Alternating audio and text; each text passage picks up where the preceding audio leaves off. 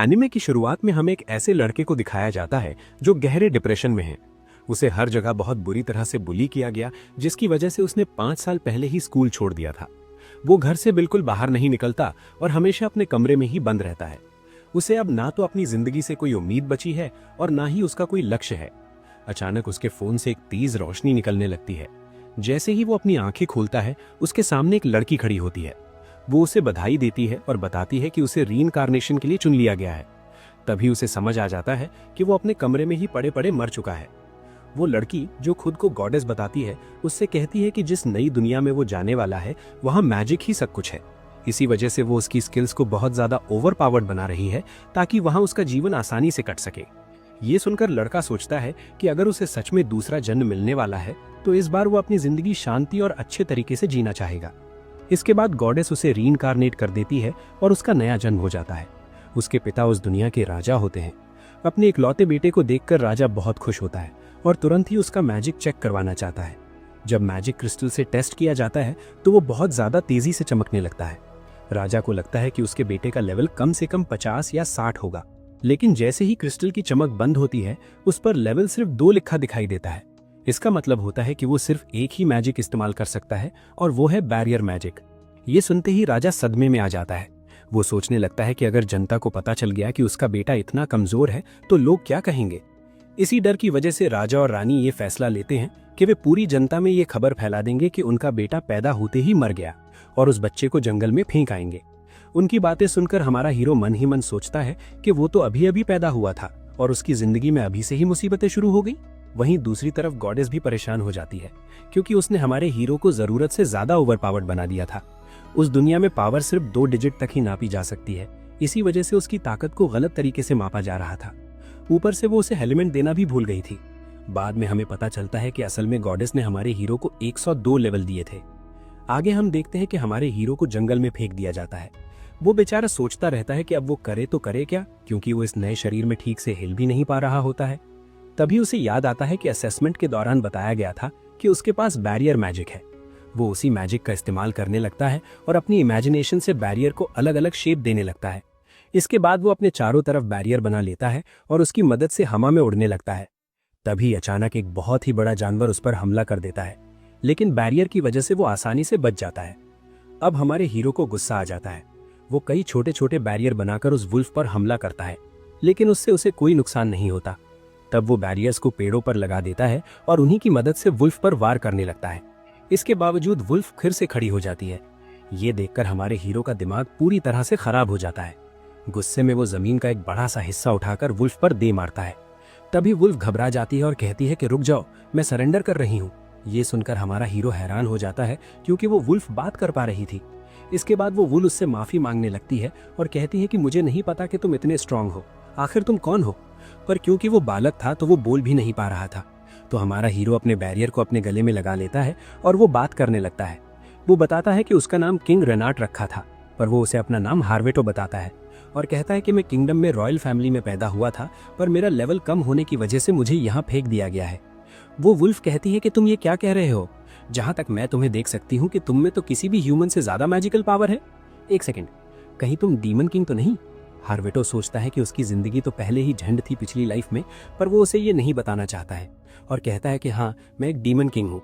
ये सुनकर वॉल बहुत ज्यादा डर जाती है और कहती है कि मैं हार मानती हूँ, तुम मुझे मार दो।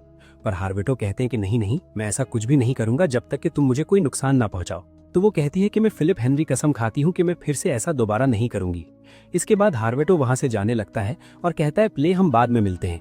पर फिले उसे रोकती है और कहती है कि आपने मेरी जान को बख्शा है और मुझे नया नाम भी दिया है। इसकी वजह से हमारे बीच एक कॉन्ट्रैक्ट बन गया है और आप मेरे मास्टर हो। हार्वेटो कहता है कि मैं तुम्हारे साथ कॉन्ट्रैक्ट नहीं बना रहा था, लेकिन तभी अचानक से वो जमीन पर गिर जाता है। पर पूछने के बाद वो बताता है कि मैं अभी बच्चा हूँ और मुझे बहुत ज्यादा भूख लगी है, इसीलिए मुझे दूध पीना है। फिले कहती है कि मैं कुछ करती हूँ मास्टर, और वो अपने मैजिक से ट्रांसफॉर्म होकर ह्यूमन फॉर्म में आ जाती है। पर क्योंकि वो बिना कपड़ों की थी तो उसे देखकर हार्वेटो शर्मा जाता है और अपने बैरियर मैजिक से उसे कपड़े पहना देता है। लेकिन वहीं पर फिले उसे माफी मांगती है क्योंकि वो मिल्क प्रोड्यूस नहीं कर सकती। इसके बाद फिले नोटिस करती है कि उनकी तरफ कोई बढ़ रहा है। हार्वेटो उसके साथ एक बैरियर कनेक्ट कर देता है जिससे वो एक दूसरे से बात कर पाएंगे। इसके बाद वहां एक बंदा आ जाता है और कहता है कि मैं उस बच्चे को लेने आया हूं जिसके लिए फिले मना कर देती है। वो बंदा कहता है कि तुम्हारे पास क्या हक है मुझे मना करने का। जिसके बाद फिले बताती है कि ये अब उसका मास्टर है, यानी इसके ऊपर अब इसका हक है। पर वो बंदा कहता है कि ये मेरे रिलेटिव का बेटा है और मैं इसे बचाने आया हूँ, और वो साथ में दूध भी लाया था। ये देखकर हार्वेटो खुश हो जाता है और फिले से उसे देने को कहता है। पर फिले उससे पूछती है कि तुम्हें क्यों फर्क पड़ता है, इस बच्चे के साथ क्या होगा। वो बताता है कि एक बार उसकी वाइफ प्रेग्नेंट थी पर उसका बच्चा पैदा ही नहीं हो पाया था, लेकिन इस बेचारे बच्चे को मरने के लिए छोड़ दिया गया है क्योंकि उसकी मैजिकल पावर कम है। हर एक बच्चा जो इस दुनिया में आता है उसे हक है कि उसे एक अच्छी जिंदगी जीने का मौका दिया जाए। ये सारी बात सुनकर फिले रोने लगती है।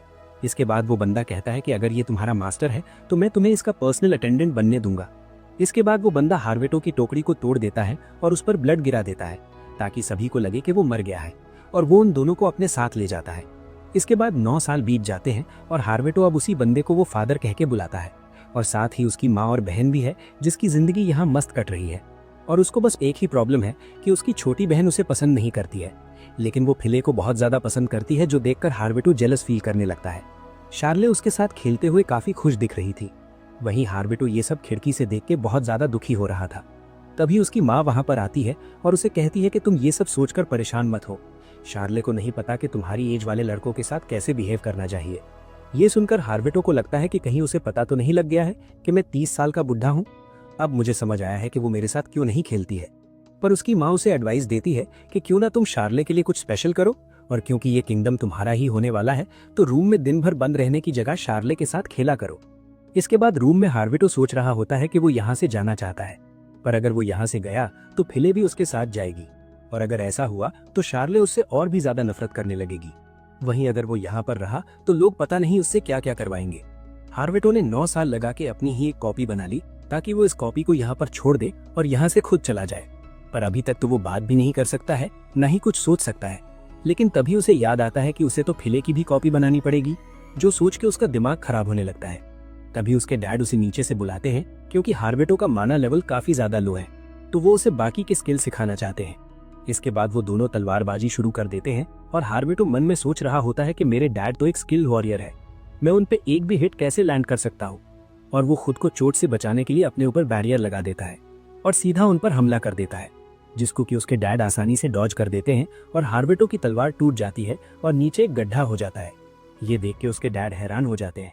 इसके बाद वो उस पर हमला करने लगते हैं और उसे डॉज करने को कहते हैं, जिसे कि हार्वेटो आसानी से डॉज कर लेता है। ये देख के उसके डैड बहुत ज्यादा हैरान हो जाते हैं क्योंकि इस अटैक को तो सिर्फ वही डॉज कर सकता है जिसका लेवल 30 से ऊपर हो। और वो हार्वेटो से पूछते हैं कि तुमने ये सब कैसे किया। पर हार्वेटो को भी नहीं पता था कि ये सब कैसे हो रहा था। उसे हमेशा से लगता था कि उसका लेवल 100 से ऊपर है, पर जब भी वो चेक करता था तो उसका लेवल हमेशा 2 होता था। और कहा जाता है कि ह्यूमन ज्यादा से ज्यादा 77 लेवल तक ही जा सकते हैं। और उसे लगता है कि क्योंकि उसके पास कोई भी एलिमेंट नहीं है, इसीलिए वो मैजिक को इतनी एफिशिएंटली यूज कर सकता है। इसके बाद उसके डैड कहते हैं कि शायद ये बस एक तुम्हारा तुक्का होगा, और ये सब शार्ले भी चुप चुप के देख रही थी। इसके कुछ टाइम बाद गोल्ड अपनी बीवी को बता रहा होता है कि उसे लगता है कि हार्वेटो एक डीमन है। हार्वेटो के डैड कहते हैं कि सीक्रेट फैमिली रिकॉर्ड्स में एक ऐसे आदमी के बारे में बताया गया है जिसने डीमंस के साथ इलू इलू किया था, पर एक डीमन ट्रेट के साथ पैदा होना काफी ज्यादा रेयर है। हार्वेटो की मॉम कहती है कि ना ही हमारे बेटे के सींग है ना ही पूंछ, जिस पर गोल्ड कहता है कि कहा जाता है कि रॉयल सैंड में कुछ सीक्रेट पावर है जिसके बारे में कोई नहीं जानता है, और शायद इसी वजह से फिले जैसी डीमन हार्वेटो को प्रोटेक्ट करती है।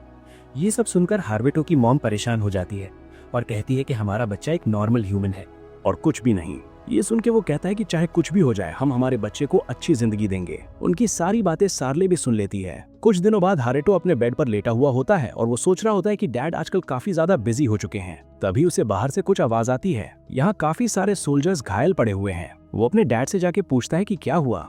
वो उसे बताते हैं कि हमारे किंगडम में डाकू घुस आए हैं और उनकी चोरियां लगातार बढ़ती जा रही थी। तो जब हमें उसके बेस के बारे में पता चला तो हम उस पर हमला करने के लिए चले गए, पर उन्हें हमारे हमले के बारे में पहले से ही पता था और उन्होंने हमारे सारे सोल्जर्स के ऊपर पीछे से वार कर दिया। हार्वेटो के डैड काफी ज्यादा मायूस हो चुके थे क्योंकि उन्हें लगता है कि उनकी लापरवाही की वजह से उनके काफी सारे सोल्जर्स की जानें चली गई हैं। तभी वहाँ फ्ले आ जाती है और वो उन सभी का मजाक उड़ाने लगती है और कहती है कि तुम कुछ चूरों से हार गए। लेकिन ये बात सुन के हार्वेटो को बहुत ज्यादा गुस्सा आ जाता है और वो फ्ले से अपना मुंह बंद करने को कहता है, जिसके बाद हार्वेटो वहाँ से जाने लगता है। लेकिन जाते जाते वो सभी के ऊपर अपने बैरियर्स लगा देता है और उसकी मदद से सभी को हील कर देता है और बड़ी ही जल्दी वो सभी सोल्जर्स की चोट ठीक कर देता है। ये सब देख के गोल्ड काफी ज्यादा हैरान हो जाता है और उसे भी समझ में नहीं आ रहा था कि आखिर ये कैसे हो रहा है। रात को भी फ्ले हारेटो के रूम के बाहर ही थी, तो वो दरवाजा खोलता है और उससे पूछता है कि क्या हुआ, पर फ्ले कोई जवाब नहीं देती। और फिर हारेटो को याद आता है कि उसने ही उसको अपना मुंह बंद करने को कहा था और कहता है कि मुझे माफ करना,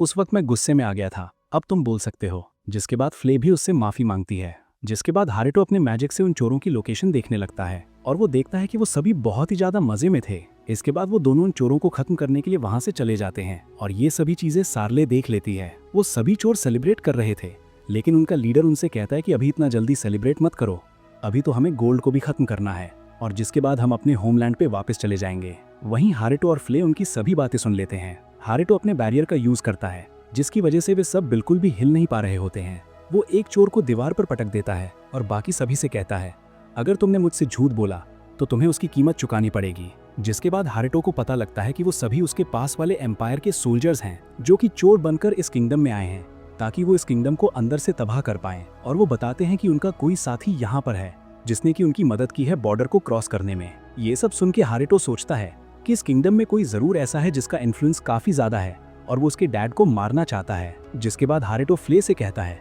कि वो इन सारी चीजों को जलाकर राख कर दे। जिसके बाद वो उस जगह को आग लगा देते हैं और वो वहां से बाहर आ जाते हैं। वो अपने डैड को एक लेटर भेजता है यहाँ जो भी हुआ उसे समझाने के लिए। अगले दिन वो बंदा वही लेटर पढ़ रहा होता है। ये सुन के गोल्ड कहता है, हमारे बॉर्डर्स पे तो इतनी कड़ी सुरक्षा है, आखिरकार हमारे सोल्जर्स ने ऐसा कैसे होने दिया। तभी सार्ले पूछती है कि उन्हें किसने मारा होगा। गोल्ड कहता है कि और कौन होगा, उस जगह पे आग लगी हुई थी तो वो जरूर फ्ले ही होगी। ये सुन के फ्ले वहां से जाने लगती है और वो याद करती है कि उसने रात को फ्ले और हारेटो को वहां से जाते हुए देखा था। वो फ्ले के पास जाती है और उससे पूछती है कि क्या दो हारेटो हैं। सार्ले बताती है कि उसने फ्ले और हारेटो को बाहर उड़ते हुए देखा था, पर ऐसा इम्पॉसिबल है क्योंकि हारेटो के पास तो माना ही नहीं है। और वो जब हारेटो के रूम में गई थी तो उसने हारेटो को सोते हुए देखा था, लेकिन वो उसका माना नहीं सेंस कर पा रही। फ्ले कहती है कि जो तुमने सेंस किया वो लॉर्ड हारेटो का अपार माना है। जन्म से उनके पास बहुत सारी शक्तियां हैं जो कि ह्यूमन लिमिट से भी बहुत ज्यादा हैं, इतनी ज्यादा है कि मेरे जैसा डीमन भी उनके सामने कुछ भी नहीं है। सार्ले उससे पूछती है कि हारेटो असलियत में है क्या। फ्ले कहती है कि हाँ, पर मैं वो तुम्हें नहीं बता सकती। इसके बाद फ्ले हारेटो को सब कुछ बताती है कि उसकी सार्ले से क्या बात हुई। हारेटो कहता है कि उसने रात को मुझे उड़ते हुए देख लिया और उसने आपके क्लोन को भी देख लिया है। सार्ले को मुझ पे शक हो गया, इसीलिए वो सार्ले पे एक बैरियर लगा देता है और साथ ही एक अलार्म भी लगा देता है, जिससे उसे हमेशा पता रहेगा कि वो आखिर कहाँ पर है। फ्ले उससे पूछती है कि दो हारेटो कैसे हो सकते हैं, पर हारेटो कहता है कि तुम उसकी फिक्र मत करो। इसके बाद रात को हारेटो सुसु करने के लिए उठता है, लेकिन सार्ले भी उसका पीछा कर रही थी। वो रुकता है और उससे पूछना चाहता है कि वो यहाँ पर क्या कर रही है, पर उसके मुड़ते ही सार्ले डर के वहां से भाग जाती है। इसके बाद हम देखते हैं कि काफी दिनों तक सार्ले उस पे पीछे से नजर रख रही थी। ऐसा करते करते एक हफ्ता बीत जाता है और हारेटो को पता लगता है कि उसकी मॉम और सार्ले एक ट्रिप पर जा रहे हैं, पर हारेटो को डर था कि एम्पायर में कोई उसकी मॉम और बहन पर हमला न कर दे, तो इसीलिए वो उन पर नजर रख रहा था। तभी वो अलार्म बज जाता है जो कि सार्ले पे लगाया हुआ था और हम देखते हैं कि उनके ऊपर कुछ गुंडों ने हमला कर दिया है और वो उनके सभी गार्ड्स को मार देते हैं। हारेटो की मॉम, जिसका नाम नटालिया है, वो सोचने लगती है कि आखिर इंपीरियल सोल्जर्स यहाँ पर क्या कर रहे हैं। वो उन पे अपनी मैजिक से हमला करने लगते हैं। वो उनके अटैक्स को रोकने की कोशिश करती है, पर अपनी बेटी को बचाने के दौरान एक हमले से वो घायल हो जाती है। तभी शार्ले के कान के पास एक बैरियर आ जाता है और वो उस बैरियर की आवाज सुन के मॉम को डायरेक्शन बताने लगती है। जिसके बाद वो एक खाई के पास आ जाते हैं और सार्ले उसे कूदने को कहती है। इसके बाद वो एक गुफा में पहुंचती है। नटालिया सार्ले को वहीं रुकने के लिए कहती है और उसे लगता है जो कि उसे डायरेक्शन दे रहा था तब वो जरूर हीरो ऑफ जस्टिस होगा और वो उसे ढूंढने के लिए वहां से चली जाती है। केव के बाहर आने के बाद वो देखती है कि वो केव एक इल्यूजन मैजिक से बना हुआ था।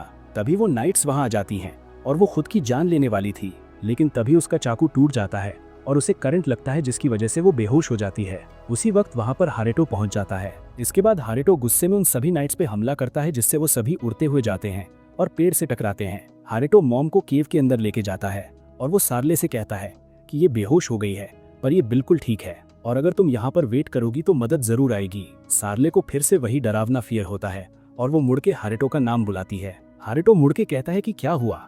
हारेटो को कुछ भी समझ में नहीं आ रहा होता है। सार्ले कहती है कि मॉम ने मुझे बताया था कि हीरो ऑफ जस्टिस के पास बहुत सारी पावर्स होती हैं क्रिमिनल्स को पनिश करने के लिए, पर मैं भी कितनी गधी हूँ, मैं अभी तक तुम्हें पहचान ही नहीं पाई। हारेटो कहता है कि वो इन सभी बातों को सीक्रेट रखे, जिसके लिए सार्ले मान जाती है। इसके कुछ टाइम बाद एक आदमी आके हारेटो के डैड को बता रहा होता है कि नटालिया और सार्ले बिल्कुल ठीक हैं, फ्ले अब उनके साथ है और वो जल्द ही किंगडम में वापस आ जाएंगे। इसके बाद हारेटो के डैड उससे पूछते हैं कि इन सब के बारे में तुम्हारा क्या ख्याल है। हारेटो कहता है कि लगता है कि हीरो अपनी आइडेंटिटी छुपाना चाहता है, पर शायद जब भी ये इंपीरियस सोल्जर्स उन पर हमला करेंगे वो वापस जरूर आएगा। हारेटो के डैड उससे पूछते हैं कि तुम्हें कैसे पता चला कि वो इंपीरियस सोल्जर्स थे।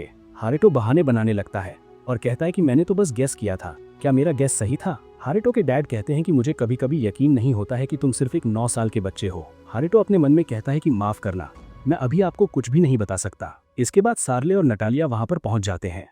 पहले सार्ले अपनी डैड से मिलती है, पर उसके बाद वो जाके हारेटो को गले लगा लेती है। ये देख के उसके पेरेंट्स भी काफी ज्यादा हैरान होते हैं और सार्ले कहती है कि वो कभी तक हारेटो को गलत समझ रही थी और बेचारे हारेटो को पहली बार उसकी छोटी बहन गले लगा रही थी, जिसकी वजह से वो बहुत ज्यादा खुश था। पर इससे फिले जेलस फील करती है और उससे उसको दूर रहने के लिए कहती है। इसके बाद सार्ले रोज ही उसके रूम में पहुंच जाती है और उसके साथ खेलना चाहती है। ऐसे ही एक दिन सार्ले हारेटो को सर्वे मैजिक यूज करते हुए देख लेती है और उसकी काफी ज्यादा तारीफ करती है। वह हारेटो कहता है कि हाँ, ये कमाल का तो है, पर इसे एंशिएंट मैजिक को सीखना बहुत ही ज्यादा मुश्किल है क्योंकि इसकी सारी जानकारी लॉस्ट हो चुकी है। पर सार्ले कहती है कि ऐसा बिल्कुल भी नहीं है, अभी भी इसके बारे में लाइब्रेरी में बुक्स पड़ी हुई हैं। जिसके बाद सार्ले उसे लाइब्रेरी में ले जाती है और उसे काफी सारी बुक्स उठा के देती है।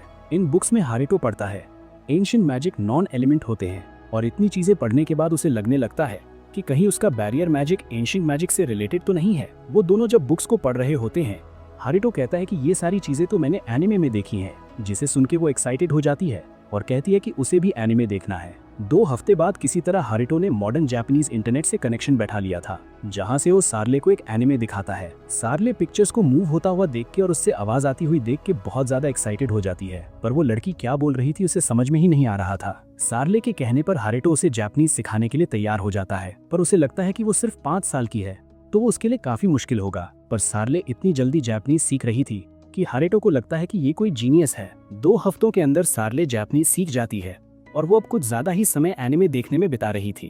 हारेटो को लगता है कि किसी बच्ची के लिए इतना ज्यादा एनिमे देखना ठीक नहीं होगा, तो सार्ले को रोकने के लिए उसे स्ट्रिक्ट होना ही होगा। और जब सार्ले अगला एपिसोड देखने जा रही होती है, वो उसे रोक देता है और कहता है कि तुम एक दिन में बस 3 घंटे ही देख सकती हो, ये बच्चों के लिए हेल्दी नहीं है। पर सार्ले कहती है कि मैं तो बिल्कुल ठीक हूँ, लेकिन हारेटो मना कर देता है। इसके कुछ दिन बाद हारेटो के डैड सोल्जर्स के साथ चोरों को मारने के लिए निकल पड़ते हैं, पर सार्ले अपने फादर के लिए परेशान है और वो हारेटो से कहती है कि वो जाके उनकी मदद करे।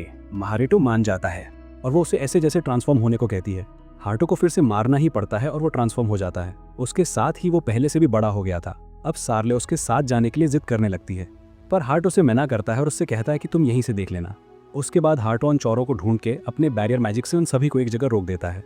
वो उन सभी को ऐसे ही छोड़ के जाने वाला था, पर फिर वो सोचता है कि सार्ले उसे लड़ता हुआ देखना चाहती होगी, तो वो जाके उन चोरों की कुटाई कर देता है और बड़ी ही जल्दी सभी को मार गिराता है। उसी वक्त उसके डैड भी वहां पे पहुंच जाते हैं और वो खुद को इंट्रोड्यूस करने के बाद उसका नाम पूछते हैं। हारेटो को समझ में नहीं आ रहा होता है कि वो क्या बोले, तो वो घबराया वो बोल देता है मैं ब्लैक रेंजर हूँ। ये सुन के गोल्ड मनी मन सोचता है कि ये कैसा नाम है और उससे पूछता है कि क्या तुम वही हो जिसने मेरी वाइफ और बेटी की जान बचाई थी। हारेटो कहता है कि मुझे याद नहीं है। गोल्ड उससे पूछता है कि क्या तुम मुझे बता सकते हो कि आखिरकार तुम्हारा मकसद क्या है। हार्ट ऑफ पोज देख के कहता है कि मेरी जिंदगी में सिर्फ एक ही मकसद है और वो है जस्टिस। मैं इस दुनिया में अमन और चैन कायम करने के लिए आया हूँ। ऐसा बोलते उसे शर्म भी आ रही होती है और वो तुरंत वहां से भाग जाता है। जब वो घर आता है उसकी हालत बहुत ज्यादा खराब थी, पर सार्ले को बहुत ज्यादा मजा आया था और उससे पूछती है कि तुम दोबारा कब जाओगे। हार्टो मनी मन में सोचता है कि अब मुझे ये बार बार करना पड़ेगा क्या भाई। सार्ले की वजह से हार्टो बार बार हीरो बन के गुंडों से लड़ने जाता है और ब्लैक नाइट के नाम से वो फेमस हो जाता है। इसके कुछ दिनों बाद हार्ट ने फाइनली अपनी कॉपी को बोलने और चलने लायक बना दिया था। ये सिर्फ कुछ ही शब्द बोलता है जो कि हार्टो ने इसमें प्रोग्राम किए थे और उसने काफी सारी बुक्स पढ़ पढ़ के अपने दिमाग को भी बढ़ाया था, जिसके बाद वो थक हार के सो जाता है। तभी सार्ले उठ जाती है और कहती है कि दो। हार्टो कहता है कि इसमें से कोई भी तुम्हारा नहीं है। तभी हार्टो की मॉम उसे बुलाने लगती है। हार्टो अपने क्लोन से पूछता है कि क्या तुम मेरे बदले चले जाओगे, पर वो मना कर देता है। भाई वहाँ प्रिंस लॉइस और प्रिंसेस मारियाना आए थे, जिनका स्वागत पूरी गोल्ड फैमिली कर रही थी। वो प्रिंस काफी ज्यादा बदतमीज था, जिसे देख के हार्टो कहता है तो ये मेरे भाई बहन है। मारियाना लॉइस को बदतमीजी करने से मना करती है, लेकिन लॉइस बड़बड़ किए जा रहा था। तभी वो प्रिंस हार्टो को देखता है और उससे कहता है उसे पता है कि हार्टो का लेवल 2 है और वो उसे फाइट करने के लिए चैलेंज कर देता है। इसके बाद वो दोनों आमने सामने होते हैं और लॉइस कह रहा होता है कि फिक्र मत करो, मैं तुम्हें ज्यादा चोट नहीं पहुंचाऊंगा।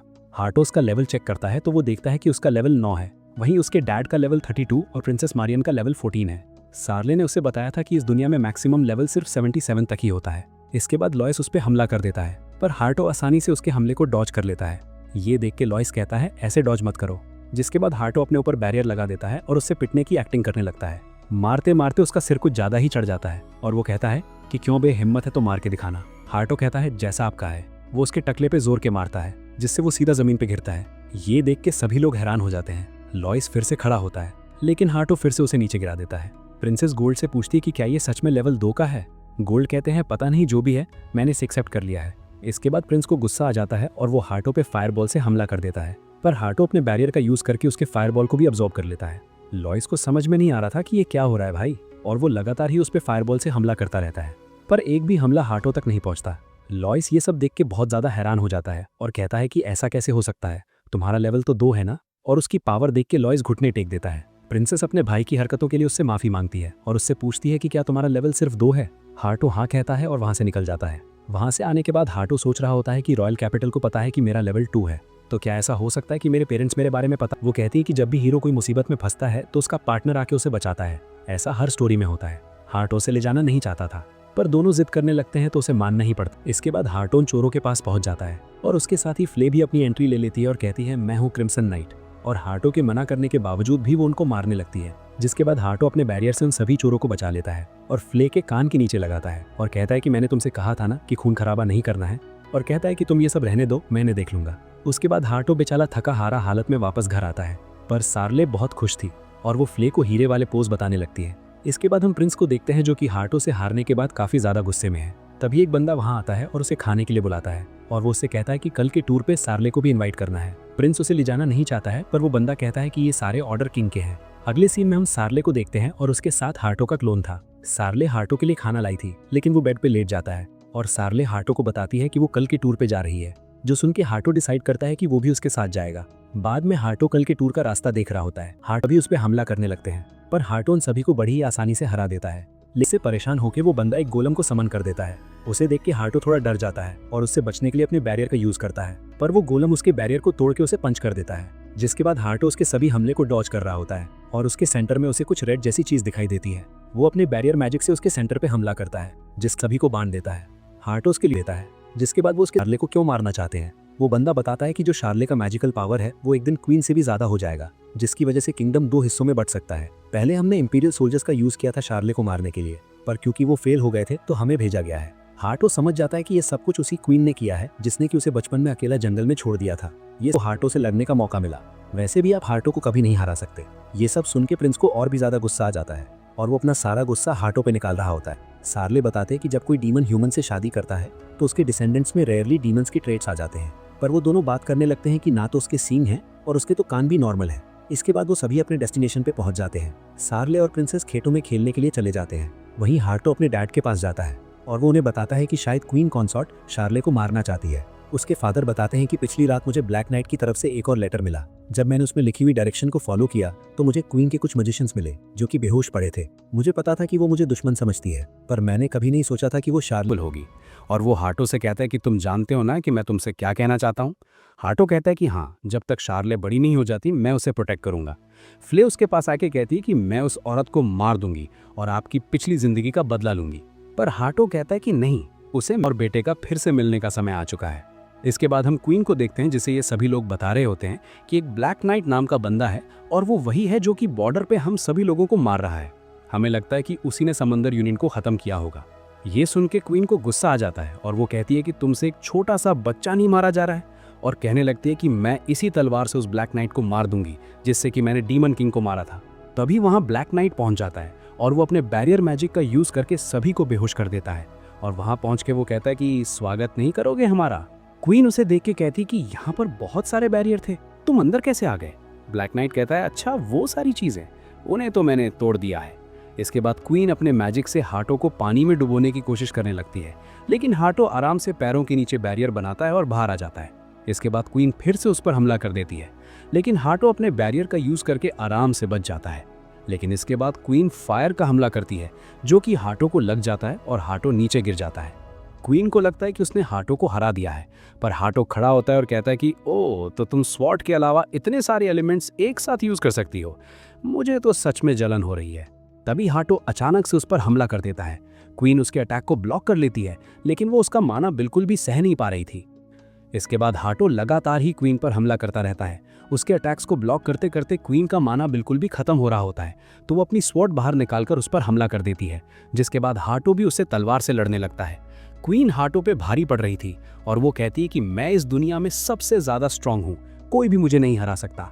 लेकिन तभी हार्टो उसकी तलवार को पीछे गिरा देता है और उसके गले में कॉलर लगा देता है। क्वीन उस कॉलर को निकालने की कोशिश करती है और हार्टो कहता है कि अगर तुमने इसे निकालने की कोशिश की तो अपना सिर खो बैठोगी, और तुमसे मेरी एक डिमांड है कि तुम गोल्ड फैमिली और उसके एरिया के ऊपर कुछ भी नहीं करोगी। ये कॉलर तुम्हारी गर्दन पर लटका ही रहेगा जब तक कि मैं तुम्हें माफ करने लायक ना समझूं।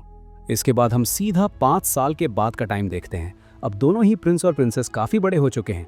वहीं शार्ले ने इन 5 सालों में कुछ भी नया नहीं किया है और वो सभी अभी स्नो में खेलने के लिए आए हैं। यहाँ हार्टो फ्ले से पूछता है कि क्या तुम्हें ठंड नहीं लग रही है। फ्ले कहती है कि ये पहली आउटफिट थी जो आपको पसंद आई थी, तो मैं इसके अलावा कुछ और कैसे पहन लूँ। तो हार्टो अपने बैरियर मैजिक से उसके लिए नए कपड़े बना देता है और उससे कहता है कि इसके बाद अगर तुम्हें कोई प्रॉब्लम हो तो मुझे बताना। फ्ले कहती है कि हाँ, मेरे पास 10 और प्रॉब्लम्स हैं, पर हार्टो उसी वक्त उसे मना कर देता है। इसके बाद शार्ले हार्टो को एक अटैक के बारे में बताती है जो कि उसने सीखा था, पर वो उसे यूज नहीं कर सकती थी, तो वो हार्टो को उसे यूज करने को कहती है। हार्टो उसे मना ही नहीं कर पाता है और वो अटैक करके उसे दिखाता है, जो कि देख के शार्ले बहुत ज़्यादा खुश हो जाती है। उसी वक्त उनके वहाँ पेरेंट्स आ जाते हैं और वहाँ वो बड़ा सा छेद देख के वो हैरान हो जाते हैं। शार्ले कहती है कि इससे तो उन्हें तुम्हारे सीक्रेट आइडेंटिटी के बारे में पता लग जाएगा। तो हार्टो अपने मैजिक से वहाँ ब्लैक नाइट बना देता है और कहता है कि ये इसकी करामात है, ये यहाँ से गुजर रहा था और शार्ले के कहने पर इसने एक अटैक करके दिखा दिया। इसके बाद हार्टो अपने डैड से बात कर रहा होता है। वो दोनों बात कर रहे होते हैं कि काफ़ी सालों से प्रिंसेस ने उनके खिलाफ कुछ नहीं किया है, यहाँ तक कि उसने पब्लिक के लिए आना भी बंद कर दिया है। सुनने में आया है कि वो अब एक कॉलर पहनने लगी है। शुरू में सबको लगा कि वो फैशन के तौर पर उसे पहन रही है, पर धीरे धीरे अब सभी को लगने लगा है कि उसने ये गलती से पहन लिया है और अब उसे उतार भी नहीं पा रही है। इन सब के बाद हार्टो सोचता है कि अब मैं शांति से अपनी ज़िंदगी जी पाऊंगा और अपने रूम की तरफ जाने लगता है। लेकिन तभी उसके डैड कहते हैं कि इस स्प्रिंग से तुम रॉयल कैपिटल में स्कूल ज्वाइन करोगे। लेकिन ये सुन के हार्टो बिल्कुल खुश नहीं होता है, क्योंकि पिछली ज़िंदगी में उसे स्कूल से ही सबसे ज़्यादा नफरत थी और स्कूल जाने के बारे में सोच के उसे सदमा लग जाता है। वो सोचने लगता है कि मैं अपने रूम में ही छुप जाऊंगा और कभी बाहर नहीं आऊंगा। उसके बाद हार्टो के डैड उसे कह रहे होते हैं स्कूल जाने के लिए, पर हार्टो मना कर देता है, जिसके बाद वो उसे किंग के द्वारा लिखा हुआ रिकमेंडेशन लेटर दिखाते हैं। हार्टो को समझ में नहीं आ रहा होता है कि आखिर क्वीन क्यों चाहती है कि वो स्कूल को अटेंड करे। हार्टो को डैड बताते हैं कि प्रिंस लाओस भी एक ग्रेड स्किप करके उस स्कूल को अटेंड करेगा, जिसे सुन के हार्टो और भी ज्यादा दुखी हो जाता है। इसके बाद हार्टो के डैड कहते हैं कि जब तुम वहां पर जाओगे अपने साथ किसी को ले जाना होगा, क्योंकि वो एक नई जगह है, तुम अकेले नहीं रह सकते। तो फ्ले को तो वहां पर नहीं ले जा सकते क्योंकि वो तो प्रॉब्लम ही क्रिएट करेगी। तो हार्टो की मॉम आके कहती है कि मैं चली जाती हूँ तुम्हारे साथ, पर ये सुन के वो दोनों ही मना कर देते हैं। और हार्टो की मॉम कहती है कि तुम्हारे पास 3 महीने हैं, इस टाइम में तुम ढूंढ लो कि तुम अपने साथ किसको लेके जाओगे। लेकिन हार्टो अभी भी स्कूल जाने के लिए बिल्कुल तैयार नहीं होता है और वो अपनी कॉपी से कहता है कि मेरे बदले तुम स्कूल चले जाना, लेकिन उसकी कॉपी मना कर देती है। हार्टो उससे कहता है कि तुम मैजिक यूज नहीं कर सकते हो यार, ऐसे में तुम्हें स्कूल से निकाल दिया जाएगा और सारा इल्जाम किंग पे चला जाएगा कि उसने तुम्हारे लिए रिकमेंडेशन लेटर क्यों लिखा था। पर उसकी कॉपी कहता है कि तो तुम ही क्यों नहीं चले जाते, बस वहां पर अपना मैजिक पावर यूज मत करना। पर हार्टो कहता है कि अगर मेरा वहां किसी से पंगा हो गया तो मुझे बैरियर मैजिक का यूज करना पड़ेगा यार, जिसपे उसकी कॉपी कहता है कि तुम कहना क्या चाहते हो, मैं वहां जाके बच्चों से पिट जाऊं। हार्टो कहता है कि अगर तुम्हें कुछ हो गया तो मेरे पास रिप्लेसमेंट है ना। कॉपी कहता है क्या क्या कहा तुमने और हार्टो बना रखे हैं। हार्टो कहता है अरे नहीं, मैं तो मजाक कर रहा था यार, शार्ले ने कभी मुझे कॉपी बनाने ही नहीं दी यार।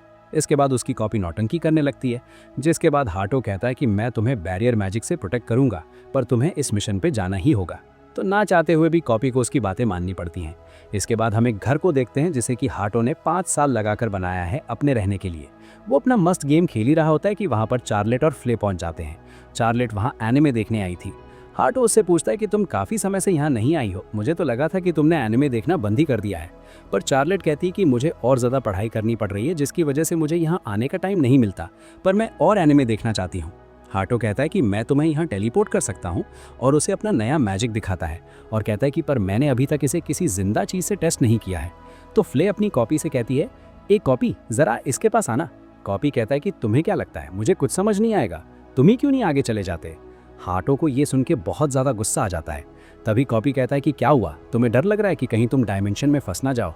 लेकिन फ्ले को गुस्सा आ जाता है और वो जल्दी से उधर जाती है और उसे उठा के इधर पटक देती है।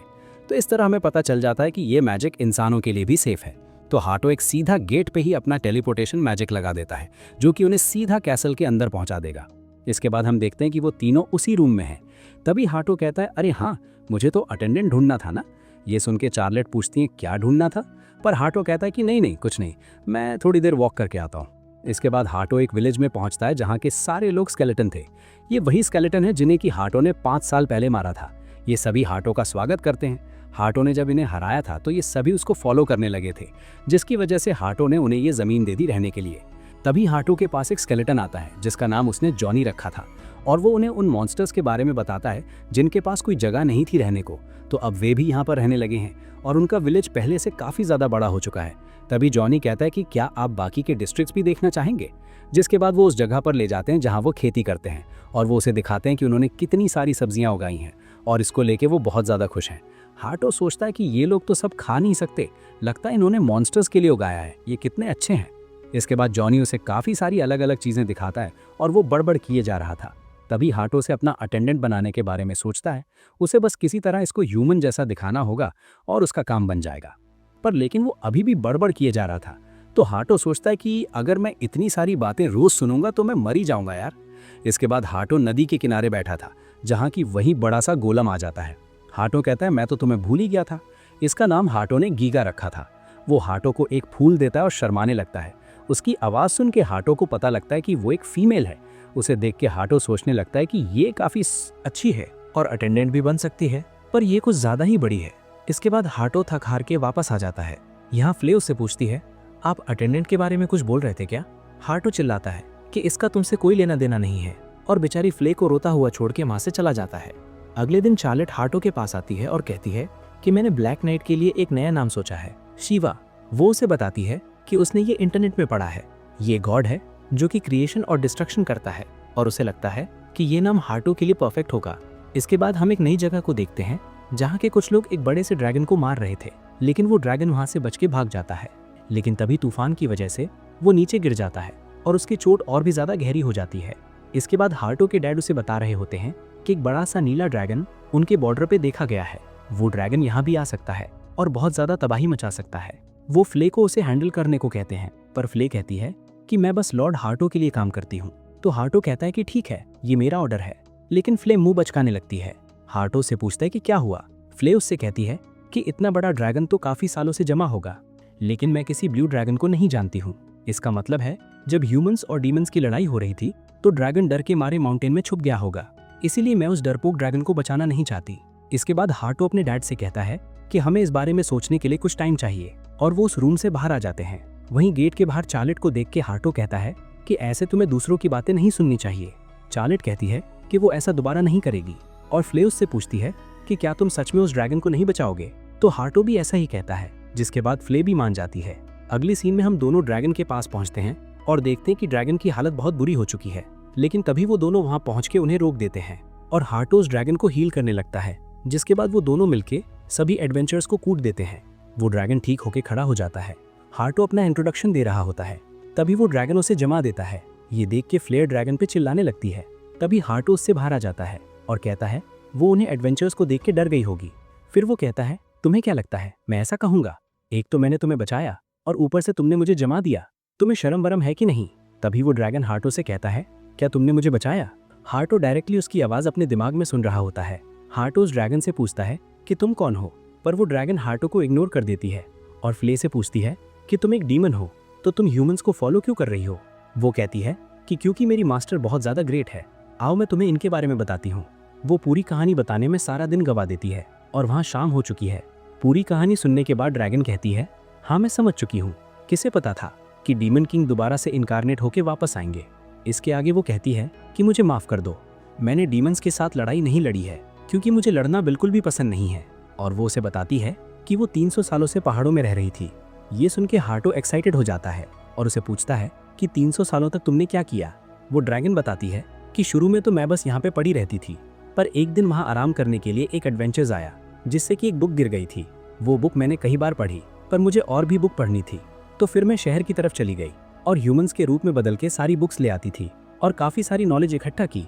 लेकिन एक दिन एडवेंचर्स को उसकी लोकेशन का पता लग गया और उसके बाद ये सारी घटना घट गई।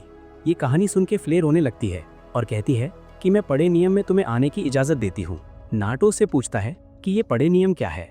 फ्ले कहती है कि जो आपका विलेज है उसका नाम शार्ले ने पढ़े नियम रखा है। हार्टो कहता है कि हम तुम्हें यहाँ रहने के लिए घर देंगे, तो क्या तुम हमारे साथ चलोगी। वो ड्रैगन कहती है कि मैं एक विलेज ड्रैगन हूँ और मैं अभी आपको एक मास्टर के रूप में एक्सेप्ट करती हूँ। अब से मेरी जिंदगी सिर्फ आपकी है। और उसे बदलते हुए देख के हार्टो समझ जाता है कि वो ह्यूमंस में ट्रांसफॉर्म होने जा रही है, तो वो जल्दी से उसे कपड़े पहना देता है। जिसके बाद हार्टो खुद को इंट्रोडक्शन करता है। वो कहती है कि मेरा कोई नाम नहीं है, तो हार्टो उसका नाम लीजा रख देता है, जो कि लीजा को बहुत ज्यादा पसंद भी आता है। तभी फ्ले कहती है लीजा में लॉर्ड हार्टो की जिंदगी में पहले आई थी, तो तुम इसका मतलब समझ रही हो ना। लीजा कहती है कि हाँ। तभी हार्टो उन्हें अपने पीछे आने को कहता है। लीजा ह्यूमन फॉर्म में भी उड़ सकती थी, तो वो उड़ के उसके पीछे जाने लगती है। वहीं नीचे फ्ले गुस्से में थी और वो बेचारी दौड़ के उसके पीछे जा रही थी। अगले दिन हार्टो लीजा को अपनी फैमिली से मिलवा रहा होता है और कहता है ये लीजा है, एक ब्लिस ड्रैगन, और यहाँ एक मेड की तरह काम करना चाहती है। साले और नटालिया उसे देख के काफी ज्यादा खुश हो जाते हैं। वहीं गोल्ड कहता है कि मुझे यकीन नहीं होता कि ये वही ब्लिस ड्रैगन है। इस बात को चलो भूल ही जाते हैं कि तुम यहाँ इसे कैसे लेके आए हो, मुझे इससे कोई प्रॉब्लम नहीं है। इसके बाद फ्ले लीजा को काम सिखा रही होती है। सबसे पहले वो उसे झाड़ू मारना सिखा रही थी, लेकिन उसी से झाड़ू टूट जाता है और वो लीजा से कहती है कि तुमने देखा ऐसी चीजें हो सकती है, तो तुम्हें संभाल के काम करना पड़ेगा। इसके बाद लीजा झाड़ू मारना शुरू करती है, तो वो बहुत अच्छे से झाड़ू लगा रही थी, जो देख के फ्ले कहती है कि तुमने काफी अच्छी झाड़ू लगा दिया। इसके बाद फ्ले उसे बर्तन साफ करना सिखा रही थी। लीजा भी ये काम बहुत अच्छे से कर रही थी, लेकिन फ्ले से ये सारे बर्तन टूट रहे थे। इसके बाद वो उसे खाना बनाना सिखा रही होती है, लेकिन वो खाना भी जला देती है। और जब लीजा खाना बनाती है तो वो बहुत अच्छे से बनाती है और सभी उसकी तारीफ करता देख के फ्ले जेलस फील करने लगती है। इसके बाद सभी लीजा का बनाया हुआ खाना खाते हैं और उसकी तारीफ करते हैं। लीजा चार्लेट का मुंह पूछती है। वहीं फ्ले दुखी होकर कोने में बैठी हुई है। नटालिया लीजा से पूछती है कि तुम तो सही में सारे काम अच्छे से करती हो, क्या तुम्हें और भी चीजें आती हैं। जिसपे लीजा कहती है कि मुझे बुक्स पढ़ना काफी ज्यादा पसंद है, तो मेरे पास मैजिक की बहुत ज्यादा नॉलेज है। तो नटालिया उसे कहती है कि क्यों ना तुम चार्लेट की पर्सनल मेड बन जाओ। इसके बाद लीजा चार्लेट की पर्सनल मेड बन जाती है। वो सुबह सुबह उसे उठाती है और उठाने के बाद उसे कपड़े चेंज करवा के बाहर ले जाती है और उसे अलग अलग मैजिक सिखाने लगती है, और साथ ही वो उसकी पढ़ाई में मदद भी कर रही थी। इसके बाद हार्टो कहीं जा रहा होता है, तभी चार्लेट उसे रोकती और कहती है देखो मैंने कितना बड़ा फायरवॉल बनाया है। ये देख के हार्टो भी इम्प्रेस हो जाता है और वो लीजा से पूछता है कि तुम ये पानी का क्या कर रही हो। वो बताती है कि कुछ नहीं, मैं बस कपड़े धो रही हूँ। ये सुन के हार्टो हैरान हो जाता है कि लीजा मैजिक सिखाते सिखाते भी काम कर सकती है। तभी चार्लेट कहती है कि अगर तुम कोई काम नहीं करना चाहती हो तो मुझे बता देना, और मैं तुम्हारे दोस्त भी बनना चाहती हूँ। तो ये सुन के लीजा हार्टो की तरफ देखती है। हार्टो कहता है कि अगर तुम उसका दोस्त बनना चाहती हो तो बिल्कुल बनो। जिसपे लीजा भी कहती है कि हाँ मैं भी तुम्हारी दोस्त बनना चाहती हूँ। जिसके बाद चार्लेट उसे गले लगा लेती है। इतना प्यारा सा मूवमेंट देख के हार्टो रोने लगता है। हार्टो सोचने लगता है कि लीजा कितनी समझदार है और वो कितनी जल्दी ही सारी चीजें सीख लेती है। ये तो परफेक्ट अटेंडेंट बनेगी। वो उसे अटेंडेंट बनने के लिए पूछने ही वाला होता है कि उसे याद आता है कि अभी अभी तो हम लोग दोस्त बने हैं, मैं इसके साथ ऐसा नहीं कर सकता। कि लीजा एक बार अटेंडेंट बन के कैपिटल में चली गई तो वो टेलीपोर्टेशन डोर का यूज करके उसे वापस भेज देगा। इसके बाद हम चार्लेट को देखते हैं, जो कि ऐसे देख के हार्टो के रूम में जा रही थी। तभी हार्टो कहता है कि मैं तुम्हें एक चीज तो बताना भूल ही गया, अगले हफ्ते से मैं रॉयल कैपिटल में स्कूल जा रहा हूँ। इसके बाद हम देखते हैं कि सभी लोग इकट्ठा हो रखे हैं और चार्लेट उस मीटिंग को शुरू कर रही होती है। आज का टॉपिक है कि अगले हफ्ते से हार्टो रॉयल कैपिटल में स्कूल जाने वाला है। तभी फ्ले कहते हैं कि हार्टो ने मुझे ये पहले क्यों नहीं बताया, आखिरकार वो ह्यूमंस के स्कूल में उनसे क्या सीख लेंगे, वो तो डीमन किंग है। तभी जॉनी फ्ले को रोकती और उससे बोलती है कि हमने प्रॉमिस किया है ना कि हम ये बात किसी को नहीं बताएंगे। लेकिन ये बात चार्लेट हल्के से सुन लेती है और कहती है तुमने क्या कहा अभी, क्या ये कोई इन्फॉर्मेशन है हार्टो के बारे में जो मुझे पता होनी चाहिए। फ्ले कहती है कि हाँ, हमारे डीमंस के बीच में एक सीक्रेट है। ये सुन के चार्लेट दुखी हो जाती है और जॉनी उसे दिलासा देने लगते हैं कि हार्टो आपसे बहुत ज्यादा प्यार करते हैं और वो आपको एक दिन जरूर बता देंगे। इसके बाद चार्लेट कहती है कि चलो फिर मीटिंग को कंटिन्यू करते हैं। पहला क्वेश्चन ये है कि आखिर हार्टो स्कूल क्यों जाना चाहता है। वो बताती है कि एक दिन वो स्कूल से रिलेटेड ऐसे देख रही थी, तो उसने हार्टो से पूछा था कि स्कूल कैसा होता है। हार्टो ने उसे बताया था कि स्कूल बहुत ही ज्यादा खतरनाक और डरावनी जगह होती है, और वो आगे कहते हैं कि एनिमी के हिसाब से स्कूल में एक हिडन काउंसिल होगा और वो अच्छे स्टूडेंट को बुरे रास्ते पे लेके आएंगे, और उसके पीछे खुफिया ग्रुप होगा जिसका विशन किंगडम को तबाह करना होगा, और इसीलिए शायद हार्टो स्कूल जाके उन्हें खत्म करना चाहता है। ये सारी बातें सुन के फ्ले और जॉनी हैरान हो जाते हैं। चार्लेट आगे बताते हैं कि हार्टो जरूर कैपिटल में एनीवेयर डोर इंस्टॉल करेगा।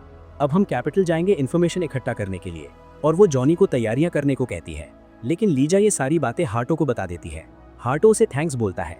लीजा ब्लश करने लगती है और उससे पूछती है कि क्या तुम सीक्रेट ऑर्गेनाइजेशन से लड़ने वाले हो। हार्टो मन में सोचता है कि मुझे इससे कुछ तो बोलना ही पड़ेगा। वो बोलता है कि तुम कैपिटल में मेरी अटेंडेंट बन के चलो। लीजा मान जाती है। अगले सीन में हम चार्लेट को देखते हैं जो कि फ्ले से कह रही होती है कि तुम्हारे कपड़े बागी जैसे क्यों नहीं है। तो फ्ले उसे बताती है कि ये उस टाइम की बात है जब हार्टो ने उसे मेड बनने का ऑर्डर दिया था, जहां मेड्स उसके लिए यूनिफॉर्म लेके आई थी, लेकिन सारी यूनिफॉर्म्स उसके लिए छोटी पड़ जाती है और इसीलिए उसे अपने लिए कस्टम कपड़े सिलवाने पड़ गए।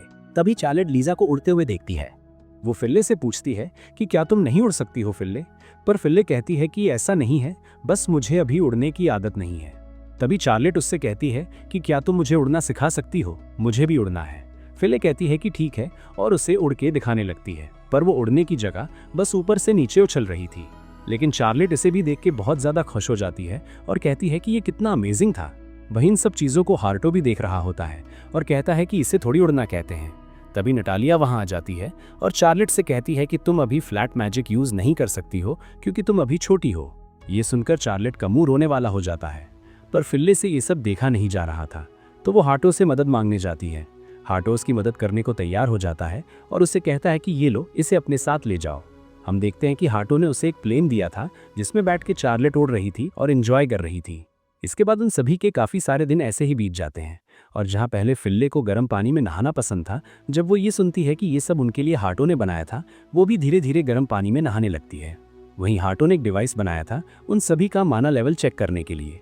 उस डिवाइस का यूज करने के बाद उन्हें पता लगता है कि फिल्ले का माना लेवल 77 में से 40 है, लीजा का 71 में से 36 है। हार्टो कहता है कि डीमंस का माना लेवल तो कितना हाई होता है, लेकिन तभी वो चार्लेट का माना लेवल चेक करता है, जो कि देख के वो हैरान हो जाता है क्योंकि उसका लेवल 61 में से 17 है, जबकि क्वीन कॉन्सर्ट का लेवल तो मैक्सिमम 44 था।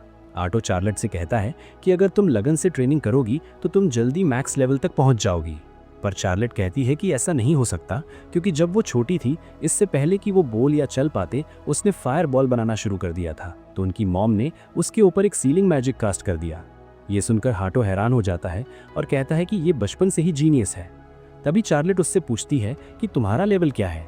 फिल्ले कहती है कि मास्टर का लेवल तो जरूर 100 से ऊपर होगा, पर हार्टो ने अपना लेवल बताने से मना कर देता है। इसके बाद हार्टो कैपिटल के लिए निकल रहा होता है। उसके डैड उससे कहते हैं कि तुमने लीजा की पूंछ और सींग छुपा दिए हैं, वो अनकंफर्टेबल लग रही है। हार्टो कहता है कि इसको कुछ टाइम बाद आदत लग जाएगी। इधर फिल्ले दुखी होती है क्योंकि वो जाना चाहती थी, पर हार्टो उसकी जगह लीजा को लेके जा रहा है। वहीं दूसरी तरफ मारियाना लाओस के पास मार्गे का एक लेटर लेके आई थी।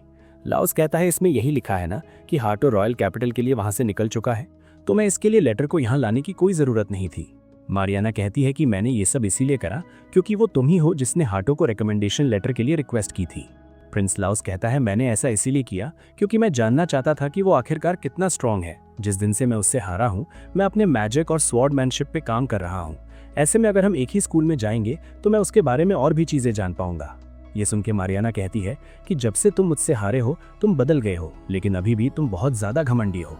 ये सुन के लाओस कहता है कि अच्छा, और मैंने सुना है कि तुम फादर के सामने खड़ी हो गई थी और कह रही थी कि तुम वहां से जब तक नहीं हिलोगी जब तक कि तुम्हें रिकमेंडेशन लेटर नहीं मिल जाता।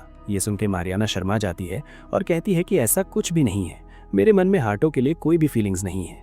लेकिन लाओस समझ जाता है कि सब कुछ ऐसा ही है। इसके बाद लाओस मारियाना से उससे कल्ट के बारे में पूछता है जो कि स्कूल में लोगों को इन्फ्लुएंस करने की कोशिश कर रहे हैं। मारियाना बताती है कि चर्च ऑफ ल्यूसीफर नाम का एक ग्रुप जो कि डीमंस की पूजा करते हैं, और सिर्फ स्कूल ही नहीं, उनका इन्फ्लुएंस धीरे धीरे पूरे किंगडम में फैल चुका है। और उससे बड़ी प्रॉब्लम यह है कि वो किंग का रूल हटाना चाहते हैं और काफी सारे अरिस्टोक्रेट उनको फंडिंग दे रहे हैं। लाओस कहता है कि रूमर्स के अकॉर्डिंग मदर ही उनको फंड दे रही है। मुझे समझ में नहीं आ रहा है कि वो करना क्या चाहती है। वो अचानक से ही 5 साल के अंदर इतनी चेंज हो गई, आखिरकार हुआ क्या है? कहीं ऐसा तो नहीं कि मदर ही फादर को मारना चाहती है? तभी वहां क्वीन आ जाती है। उसे देख के वो दोनों डर जाते हैं। क्वीन मारियाना का गला पकड़ लेती है और कहती है तुम उस कॉलर को देख रही हो ना, क्या तुम्हें ये फनी लगता है? लाओस कहता है मॉम प्लीज रुक जाओ। क्वीन रुक जाती है और कहती है मैं तो बस मजाक कर रही थी। इसके बाद वो लाओस से कहती है मैंने सुना है तुम और गोल्ड का बेटा एक ही स्कूल में जाने वाले हैं। वो अकेला फील करेगा तो उसके साथ दोस्ती बनाए रखना और उसे ब्लैक नाइट के बारे में सब कुछ पता करना और मुझे आके सब कुछ बताना। इसके बाद हम हार्टो को देखते हैं जो कि अपने ही सीक्रेट रूम में है।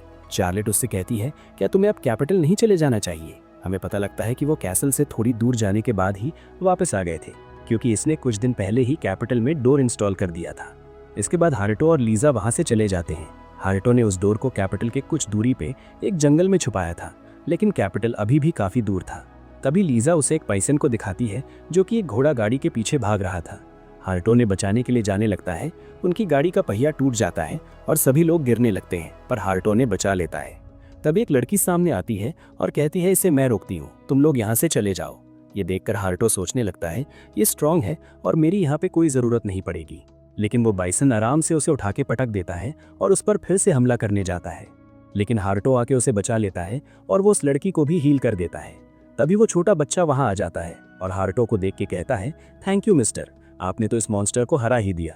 हारुतो कहता है, कोई बात नहीं, ये तो मेरा फर्ज था, मैं सीवा हूँ, हीरो ऑफ जस्टिस। इसके बाद वो उनकी गाड़ी को भी ठीक कर देता है।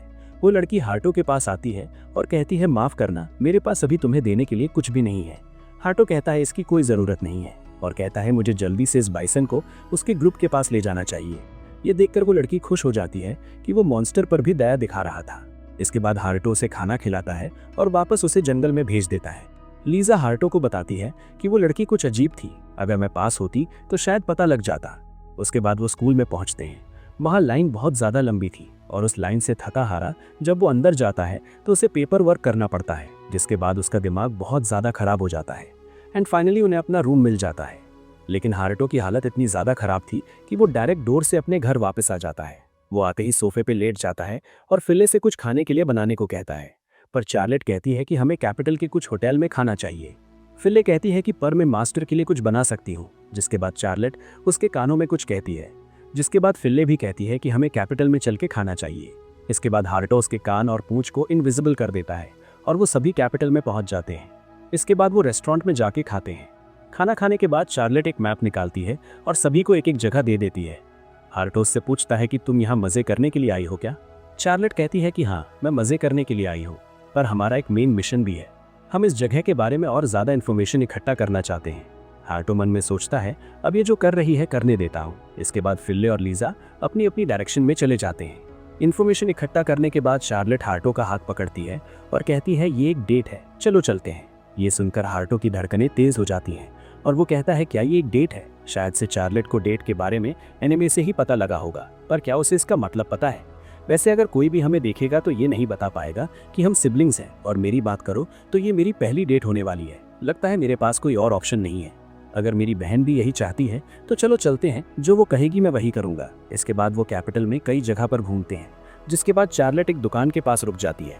चार्लेट को वहाँ एक ज्वेलरी बहुत ज़्यादा पसंद आती है। ये देख के वो दुकानदार से कहता है कि मैं इसे खरीद रहा हूँ। इसके बाद शाम हो जाती है, जहाँ चार्लेट आगे आगे भाग रही थी, लेकिन तभी वो एक लड़की से टकरा जाती है। वो दोनों एक दूसरे से माफ़ी मांगते हैं और जब हारुतो वहाँ पहुँचता है वो उस लड़की को देख के अपना मुंह घुमा लेता है। वो लड़की उसको देख के कहती है कि हम पहले कभी मिल चुके हैं, मुझे तुम्हारा चेहरा याद नहीं है, लेकिन तुम्हारा जो माना है वो मुझे फेमिलियर लग रहा है। पर हारुतो कहता है कि ऐसा बिल्कुल नहीं हो सकता है, क्योंकि मेरा माना लेवल तो सिर्फ 2 है ना। इसके बाद वो लड़की अपने पार्ट टाइम इंटरव्यू के लिए वहाँ से चली जाती है। चार्लेट भी उसे देखकर कह रही होती है कि वो लड़की मुझे थोड़ी अजीब लगी थी, बताना मुश्किल है, लेकिन ये कोई आम लड़की नहीं है। हारुतो सोचता है कि आखिरकार चक्कर क्या है, पर फिर वो सोचता है कि मुझे फालतू की टेंशन नहीं लेनी है। मैं कल से एंट्रेंस सेरेमनी वाले दिन तक बस अपने कमरे में पड़ा रहने वाला हूँ। इसके बाद हारुतो का क्लोन उसे बता रहा होता है कि एक टीचर ने आके उसे बताया था कि एंट्रेंस से पहले उसे एक प्रोफिशिएंसी टेस्ट देना होगा। हारुतो का प्लान था कि वो सभी सवालों का जवाब गलत लिखेगा, लेकिन जब वो क्वेश्चन को पढ़ता है उसे सच में किसी भी चीज़ का जवाब नहीं आता था, तो वो सारे सवालों के नीचे मुझे नहीं पता लिखता चला जाता है। तभी उसमें एक क्वेश्चन बैरियर मैजिक के ऊपर होता है, तो हारुतो सोचता है कि अगर उसने सबके जवाब गलत लिखे तो लोगों को उस पर शक हो जाएगा। तो हारुतो, क्योंकि वो बैरियर मैजिक का यूज़ कर सकता है, वो उसके बारे में बहुत ही ज़्यादा डिटेल्स में लिख देता है। जिसके बाद लास्ट क्वेश्चन एंशिएंट मैजिक के ऊपर होता है। हारुतो ने लाइब्रेरी में एंशिएंट मैजिक के बारे में बहुत कुछ पढ़ा था, और जिसने भी वो बुक लिखी थी उसका ऑथर का नाम बहुत ही ज्यादा लंबा था। वो ये सब सोचते सोचते आंसर कुछ ज्यादा ही बड़ा लिख देता है। तभी टीचर उसे सीट ले लेते हैं और वो कहते हैं कि तुम्हारा माना लेवल सिर्फ SS रैंक का होगा। इसके बाद वो टीचर उसे एक रूम में ले जाते हैं। तभी वहां से आवाज आती है, अच्छा काम किया। तभी एक लड़की उसके सामने आती है और कहती है, नीचे देखो, तुम जरूर हारुतो होगे ना। और वो अपना नाम टेरिटेल लुसेनेल बताती है। मैं स्कूल में एंशिएंट मैजिक रिसर्च करती हूँ। वो लड़की कहती है कि तुम यही सोच रहे हो ना कि एक छोटी सी लड़की प्रोफेसर कैसे हो सकती है। तुम्हारी हिम्मत कैसी हुई ये सोचने की। भले ही तुम्हें किंग का रिकमेंडेशन लेटर मिला हो, लेकिन अगर तुम मुझे पसंद नहीं आए तो मैं तुम्हें घर वापस भेज सकती हूँ।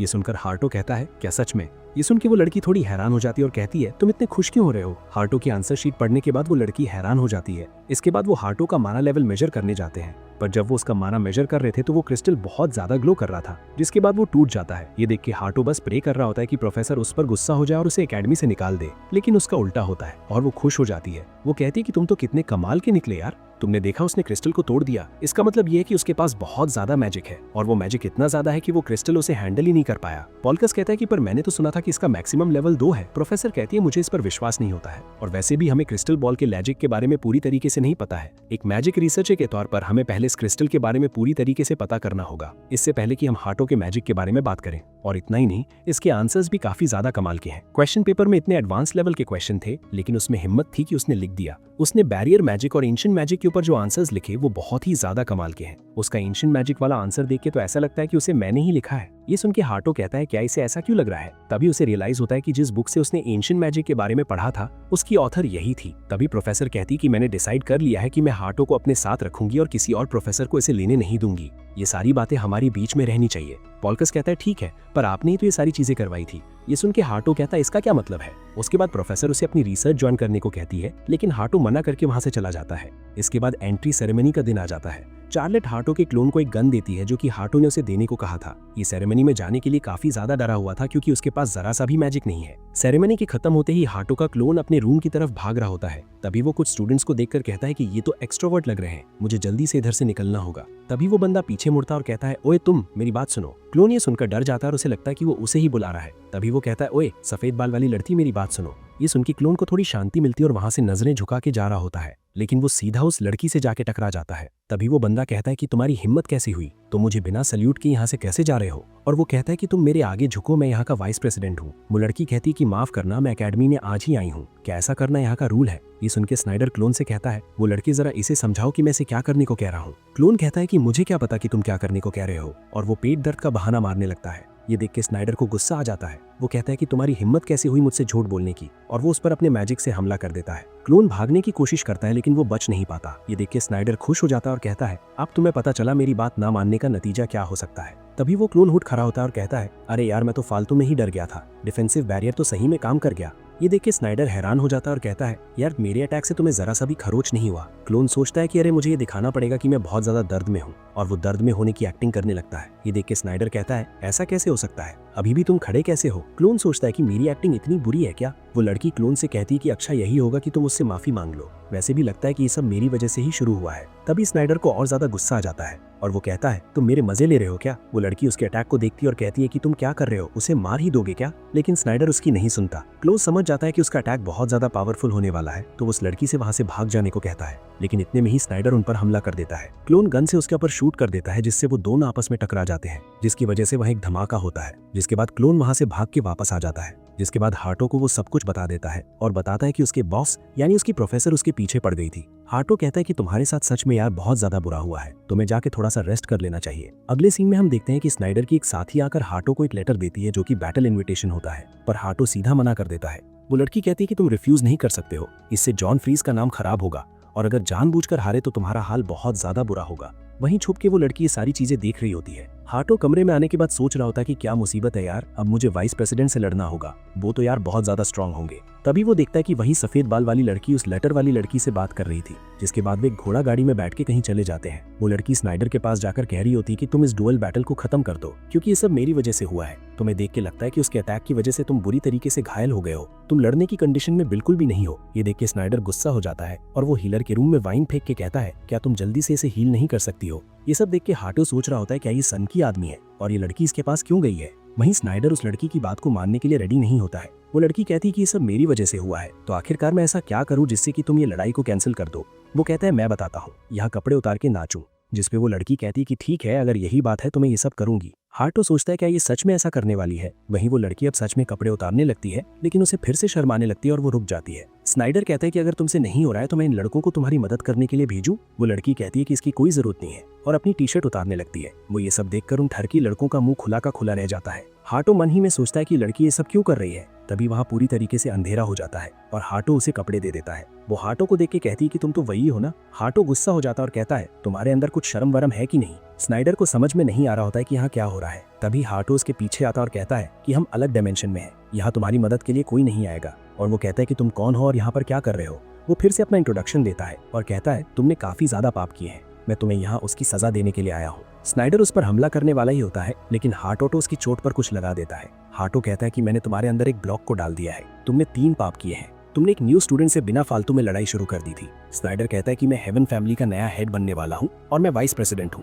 उनका सीनियर होने के तौर पर मैं बस उन्हें गाइड कर रहा था। नाटो कहता है उसे गाइडेंस नहीं कहते हैं। और तुम्हारा दूसरा पाप, तुमने अपने जूनियर को पब्लिकली पनिश करने के लिए उनको बैटल में इनवाइट कर दिया। और तीसरा, तुम्हें लड़कियों से बेशर्मी नहीं करनी चाहिए थी। इसी वजह से तुम इस ब्लॉक के साथ ही कुछ टाइम तक रहोगे। अगर तुमने मैजिक यूज करने की कोशिश की या इसे निकालने की कोशिश की तो ये और अंदर चला जाएगा और तुम्हें बहुत ज्यादा दर्द होगा। वो उसी वक्त इसे निकालने की कोशिश करता है, लेकिन इससे उसे और भी ज्यादा दर्द होने लगता है। हार्टो कहता है कि मैंने तुमसे मना किया था ना कि तुम अपनी फाइट कैंसिल कर दो, क्योंकि ऐसे तो तुम लड़ने से रहे, और जब तुम अपने पापों का प्रायश्चित कर लोगे मैं इसे बाहर निकाल दूंगा। ये वापस से उसी जगह पर पहुंच जाता है और ये सब उसकी चोट ठीक करने लगते हैं, लेकिन इससे उसे और ज्यादा दर्द होने लगता है और कहता है शिवा, मैं इसका बदला तुमसे जरूर लेके रहूंगा। वही अगले दिन हार्टो ना चाहते हुए भी सभी स्टूडेंट्स का सेंटर ऑफ अटेंशन बन जाता है और वो पूछते हैं कि क्या उसका लेवल सच में 2 है, क्योंकि उसने स्नाइडर को एक ही हिट में हरा दिया था। वो किसी तरीके से वहां से बच के बाहर आ जाता है, पर उसका दिमाग खराब होने लगता है क्योंकि उसका एक्सपेल बिल्कुल भी काम नहीं कर रहा था। वहीं जब वो बाकी स्टूडेंट्स के पास से गुजरता है, उसे पता लगता है कि स्कूल में उसके बारे में बातें होने लगी है और वो कई लड़कियों को भी क्यूट लगता है। वो अपने रूम की तरफ भागने लगता है। तभी टेरेट उसे रोकती है और फिर उसे रिसर्च लैब ज्वाइन करने को कहने लगती है। हार्टो सीधा कहता है कि वो भूल चुका है कि उसने क्या कहा था और वो वहां से जाने लगता है, लेकिन टेरेट फिर से उसे चीजें एक्सप्लेन करने लगती है।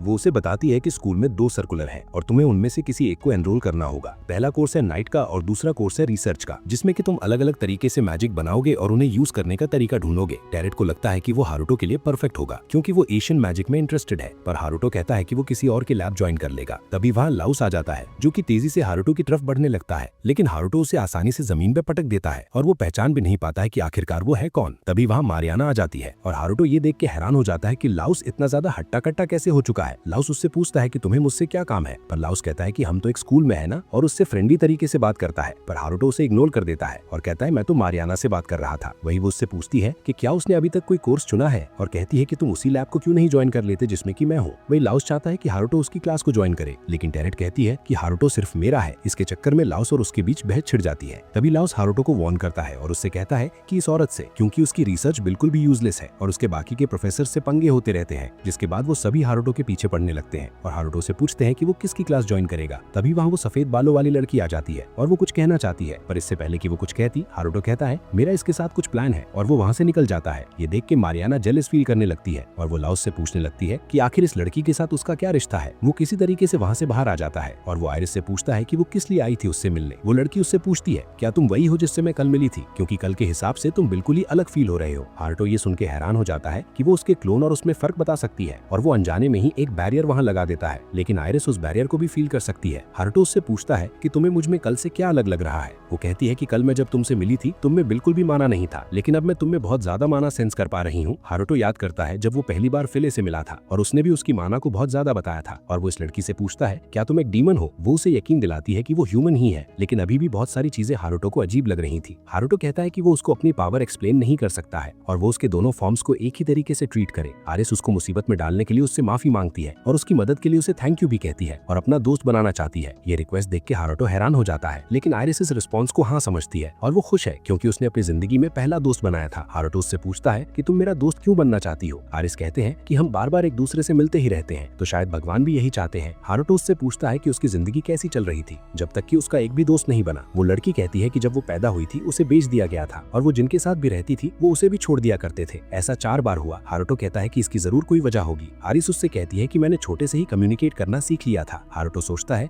कि कोई भी डर जाएगा एक छोटा बच्चा बात करने लगेगा तो। इसके बाद वो एक मोनेस्ट्री में रहने लगी, लेकिन वहाँ भी उसे सही तरीके से ट्रीट नहीं किया जाता था। वहाँ एक प्रीस्ट था जो कि मेरा ख्याल रखता था, लेकिन वो भी मर गया जब मैं 5 साल की थी क्योंकि वो बहुत ज्यादा आइसोलेटेड जगह पर रहती थी। वो कहती है कि मैं कभी भी ह्यूमंस के साथ इंटरैक्ट नहीं कर पाई, इसकी वजह से उसके पास कोई भी सोशल स्किल्स नहीं है और ना ही उसे पता है कि ह्यूमन वर्ल्ड में कैसे रहा जाता है। पर हारुतो कहता है कि तुमने गलत लड़के से दोस्ती कर ली है क्योंकि मेरा भी यहाँ पर कोई दोस्त नहीं है, तो तुम मुझसे भी कोई भी कॉमन सेंस नहीं सीख सीख पाओगे। ये सुन के आयरिस कहती है ये तो परफेक्ट है ना, हम साथ मिलकर कॉमन सेंस सीखेंगे, हम तो बिल्कुल एक जैसे हैं। और वो उससे पूछता है कि वो किस में एनरोल होने जा रही है। वो बताती है कि वो टेरेट की क्लास ज्वाइन करने वाली है। ये सुन के हारुतो को बिल्कुल भी खुशी नहीं होती है, लेकिन फिर वो उसके साथ ज्वाइन करने को मान जाता है, जो सुन के आयरिस को बहुत ज्यादा खुशी होती है। अगले सीन में हम देखते हैं चार्लेट दुखी है। फिले भी उसके साथ रहना चाहती है, पर अचानक से चार्लेट सेंस करते हैं कि हारुतो के साथ कुछ हो रहा है और वो ये चेक करने के लिए वहाँ से जाने लगती है। वहीं फिले बेचारी रोने लगती है क्योंकि हारुतो ने उसे कैपिटल आने से मना कर दिया है। लीजा कहती है कि मुझे दूसरे लोगों को सर्व करना बिल्कुल भी पसंद नहीं है, इसीलिए मैं अकेले रहती थी, लेकिन तुम तो इस लाइफस्टाइल में काफी अच्छे से रह रही हो। अपनी तारीफ सुन के फिले शर्माने लगती है और कहती है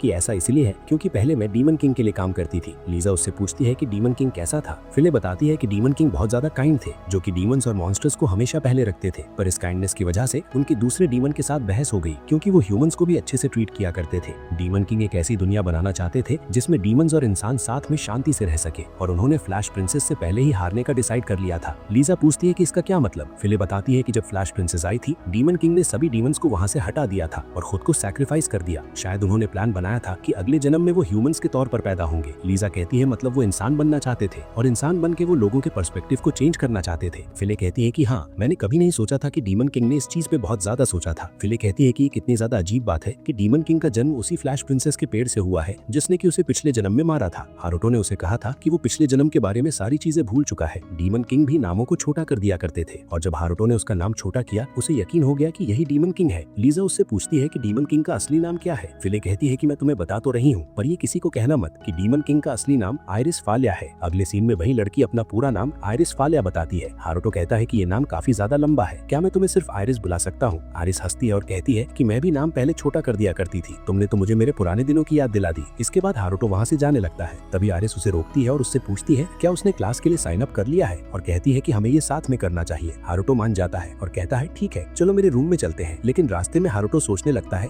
कि मैंने बिना सोचे समझे अपने रूम में इनवाइट कर लिया है, पर ये तो एक लड़की है, अब मैं इसे मना भी नहीं कर सकता, नहीं तो अब सब कुछ अजीब हो जाएगा। तो जल्दी से काम खत्म करके इसे यहाँ से रफा दफा करता हूँ। पर जैसे ही वो दरवाजा खोलता है, वो देखता है कि वहाँ चार्लेट बैठी थी। इसे देख के चार्लेट चिल्लाने लगती है और उसे लगता है कि वो उसकी गर्लफ्रेंड है, लेकिन हारुतो बताता है कि ये सिर्फ उसकी दोस्त है, जो सुन के चार्लेट थोड़ा रिलीफ फील करती है। लेकिन चार्लेट को लगता है कि जल्दी हारुतो के पास 10 से 15 लवर हो जाएंगे और उसे पूरी तैयारियां करनी होगी। हारुतो पूछता है किस चीज के लिए। वो कहती है कि तुम्हारी सेकंड वाइफ बनने के लिए। हारिस को उनकी बातें थोड़ी सी अजीब लग रही थी, पर हारुतो कहता है कि शायद बच्चे ऐसे ही ग्रो अप करते हैं, जरूर बड़ी होने के बाद वो उससे नफरत करेगी। जिसके बाद वो दोनों लड़कियों को एक दूसरे से इंट्रोड्यूस कराता है और फिर वो क्लास के लिए फॉर्म भरने लगता है। वो अपने क्लासेस का सिलेक्शन सिर्फ एक टाइल्स को रोल करके कर रहा होता है, जिसे देख के आरिस भी हैरान हो जाती है। पर चार्लेट कहती है कि वो चाहे कोई भी क्लास चुने, वो हमेशा उसमें टॉप करेगा, क्योंकि वो कोई आम इंसान नहीं है बल्कि एक महान इंसान है। कुछ देर बाद हारुतो चार्लेट को ही अपना फॉर्म फिल करने को देता है। वो हारुतो ये भी नहीं देखता कि चार्लेट ने उसमें क्या क्या भरा है। ये देख के आइरिस हैरान हो जाती है और उससे पूछती है कि क्या तुमने एकेडमी कुछ हासिल करने के लिए ज्वाइन की है। चार्लेट कहती है कि हारुतो का गोल पढ़ाई लिखाई से अलग है, पर मैं वो तुम्हें नहीं बता सकती। हारुतो उससे यहाँ आने का रीजन पूछता है। चार्लेट कहती है कि जो मैं यहाँ करने आई थी वो मैं कर चुकी हूँ, और वहाँ से जाने लगती है। तभी हारुतो आइरिस की आंखें बंद कर देता है ताकि वो एनीवेयर डोर को देख ना ले। इसके बाद हारुतो आइरिस से कहता है चलो अब मेहनत करते हैं, और अपने मन में सोचता है इस अगले सीन और हम एक हफ्ते बाद का सीन देखते हैं। हम हारुतो को उसी कमरे में उड़ते हुए देखते हैं और अब वो डिप्रेशन में है क्योंकि अब उसके क्लासेस शुरू होने वाले हैं। चार्लेट उसे उसका शेड्यूल देती है और बताती है कि आपके परफॉर्मेंस के हिसाब से आपको सी क्लास में शायद रखा जाएगा, और क्लासेस बदल जाती हैं रेगुलर एग्जाम परफॉर्मेंस के हिसाब से।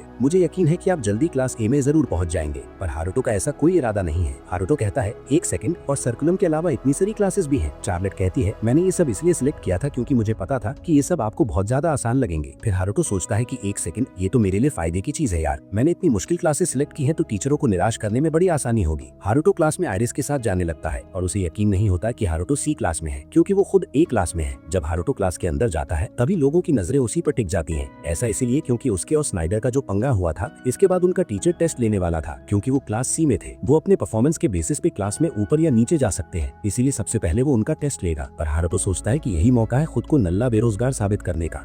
जब वो टेस्ट देखता है वो उसे कुछ ज्यादा ही आसान लगता है। ये सारी चीजें जब चार्लेट छोटी थी तब ये सब खड़ा करती थी। हारुतो को लगता है कि टीचर जरूर उन्हें ज्यादा ही इजी टेस्ट दे रहा है ताकि उनमें थोड़ा सा कॉन्फिडेंस आ जाए। वो सोचता है कि सभी लोग उस पर शक करने लगेंगे। अगर वो सारे आंसर्स गलत लिख देगा तो वो सिर्फ 60 नंबर लेके पास होने का सोचता है। टेस्ट खत्म होने के बाद टीचर कहता है कि सबने बहुत बुरा किया है और सबका एवरेज स्कोर सिर्फ 20 है। ये ज्यादा हैरानी की बात नहीं है क्योंकि क्लास बी का एवरेज स्कोर 50 था, पर वो हारुतो का रिजल्ट देख के बहुत ज्यादा खुश होता है। हाटो ये सब देख के हैरान था और कहता है कि भाई ये सब क्या हो रहा है, क्या सबसे आसान क्वेश्चन मुझे दिए गए थे? नहीं नहीं, मुझे नहीं लगता है कि ऐसी बात है, शायद मेरे क्लास वाले सभी नल्ले हैं। पर फिर से उसे रियलाइज होता है कि ऐसा नहीं है, ये स्टूडेंट बेवकूफ़ है। अगले दिन वो अपनी न्यू क्लास को ज्वाइन करता है, जहाँ तुरंत ही उसे लाओस और एरिस उठा लेते हैं और वो इस बात पे लड़ने लगते हैं। लेकिन ये देख के टीचर उन्हें डांट लगा देती है और कहती है कि तुम तीनों सिर्फ फर्स्ट ईयर में हो और तुमने मेरी एडवांस क्लास ज्वाइन करी है। तुम में तो इतनी हिम्मत है कि तुम मेरे सामने बैठ के बात करोगे। अगर मेरे सवालों का जवाब नहीं दे पाए तो मैं इसी वक्त तुम्हें बाहर निकाल दूंगी। आर्टो, जेनिफिस और आयरिस आलिया, मैंने सुना है कि तुमने इस टिंगू चश्मिश की क्लास ज्वाइन की है। आर्टो पूछता है, हाँ क्या हुआ? तुम दोनों की खातिरदारी में तो मैं अलग से करूंगी। टीचर खुद को टोरिया के नाम से इंट्रोड्यूस करती है और वो सभी को एलिमेंटल थ्योरी पढ़ाना शुरू करती है। वो डेमोन्स्ट्रेट के लिए आयरिस को आगे बुलाती है और हम देखते हैं कि आयरिस के पास सभी एलिमेंट्स हैं और वो कहती है कि ये तो बहुत बुरी बात है कि तुम्हारा माना लेवल सिर्फ 5 है, और वो उसी वक्त उसे अपनी लैब ज्वाइन करने को कहती है।